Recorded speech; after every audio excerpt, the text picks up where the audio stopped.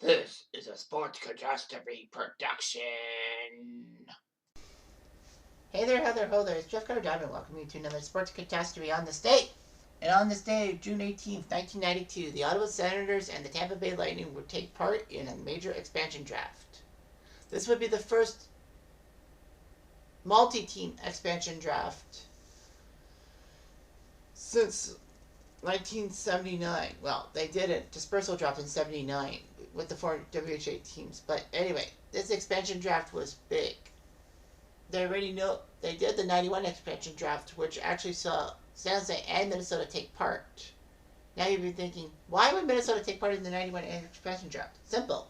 Because the owners of the North Stars, the majority owners, the Gunn brothers, Gordon and George, didn't want the team in Minnesota. They actually wanted to move the team to San Jose in the golden triangle of tech stuff. However, the NHL said that's a bad idea and decided to tell the Gunns, sell your shares in the North Stars, and then we'll give you an expansion franchise in San Jose. And you can pick from North Star cast-offs and all that. But the North Stars could compete in the expansion draft to try to bolster their roster. The funny thing was the North Stars ended up being in the 91 NHL Stanley Cup final. And so they lost some players. But anyway, the 92 expansion draft would be different. Ottawa and Tampa were coming into the league. Canada was going to get their eighth team. They had teams in Vancouver, Edmonton, Calgary, Winnipeg, Toronto, Montreal, and Quebec City. So Canada was going to get 8 teams, which was great for the sport of hockey.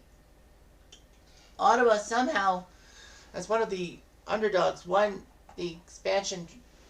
one of the expansion franchises in 1990 for the 92-93 season. Tampa also did it, thanks to the Esposito brothers. But anyway, it was huge. 21 of the 22 franchises were allowed to project 2 goalies and 14 position players. Of course, San Jose was exempt because, they took part in the previous season. And even the Minnesota North Stars had to pony up. And beyond that, every team had to make available 1 goalie that played 1 NHL game. But this clause actually led to massive trades so that teams could fulfill the requirement without exposing their lead goalies. Chicago used Ray LeBlanc, who played for the 92 Olympic team, to play 1 game so that he was eligible to be eliminated and put into the expansion draft. Chicago had 3 goalies, and they had to expose one of them. Ed Belfour, Dominic Hasek, or Jimmy Waite. Well, they exposed Dominic Hasek because they didn't think Hasek would be that good. But Hasek was not drafted by Ottawa or Tampa. Chicago did find a suitable trading partner and traded him to Buffalo for the rights to Stefan Bubagard and a 4th-round pick that ended up being Eric Daze. Anyway, Washington didn't want to expose any of their 3 goalies, so they wanted to sign Bernie Wolf to a contract. The only problem is Bernie Wolf was 40 years old and hadn't played in the NHL since 79. Unfortunately, John Sigler, the president, was not too happy. But Washington did decide to sign Steve Weeks, who did play in the 92 season. So each team, Tampa and Ottawa, were asked to pick 2 goalies, 7 defensemen, and 12 forwards. And each participating franchise would lose 2 players. Once that team lost a second player, that team would be off the board, and all their unprotected players could not do that.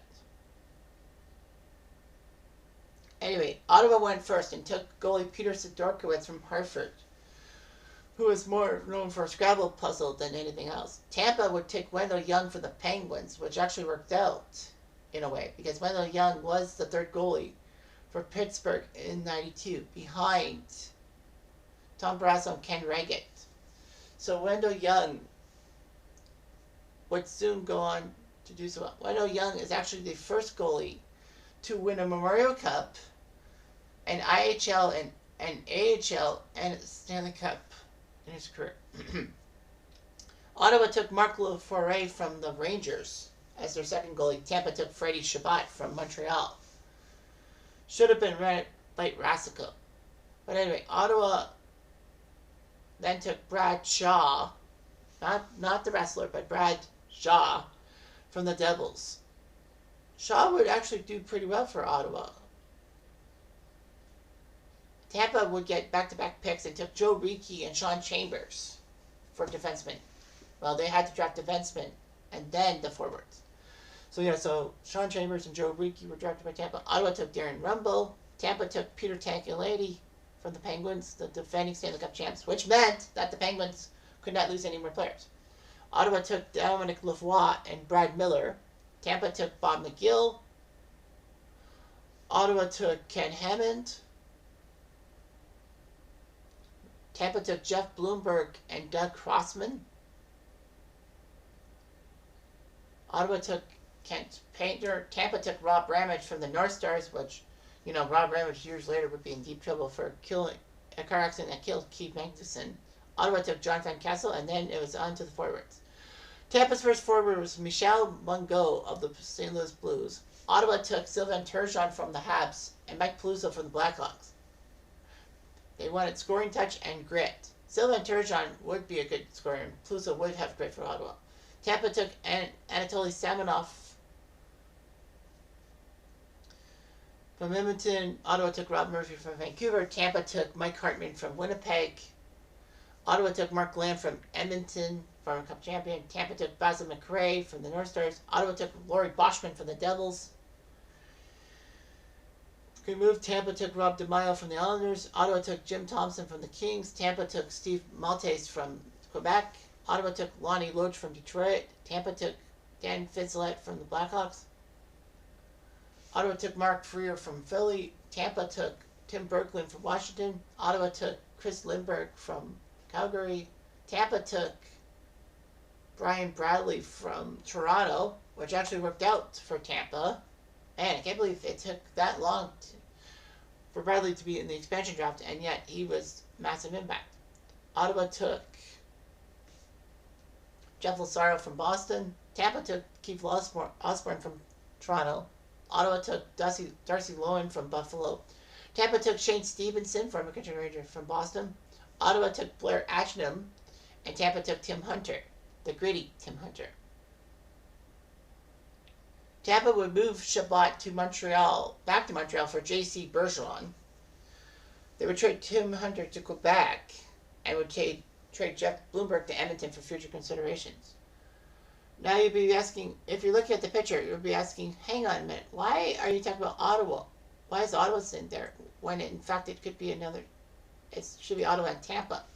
Well, for all the talk about Tampa, and they got Brian Bradley, which was huge, and I don't know how they got Chris Contos. I think it was a trade. But anyway, Tampa was good. Ottawa was just pure crap in the 93 season. So anyway, Ottawa, those were the expansion players and all that. But Ottawa had troubles. They actually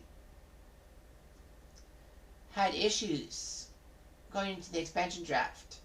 But they had a plan. They had a computer that had lots of great stuff. It cost $4,000 in 1992 for a state-of-the-art laptop. Things have changed today. But anyway, they forgot to charge up their laptop battery, which meant that they couldn't get the information. They tried plugging it in, but they didn't have the outlet set in stone. They couldn't install for time, so they had to go by memory. And they didn't even have too many hard copies of the players who were unprotected. Ottawa made a couple of boo-boos in the draft, but they got lucky. They got second chances and all that. But for all the players Ottawa drafted and all that, Sidorkiewicz got to the All-Star game, mostly because the NHL needed a third goalie in the All-Star games, and they thought Ottawa needed a player in the All-Star game, so they decided to use Peter Sidorkiewicz.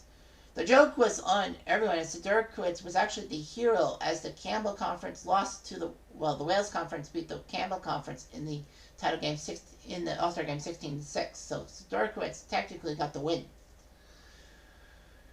But anyway, Ottawa was craptacular. They did win their first ever game against the Montreal Canadiens. Ironically enough, the future Stanley Cup champions of '93.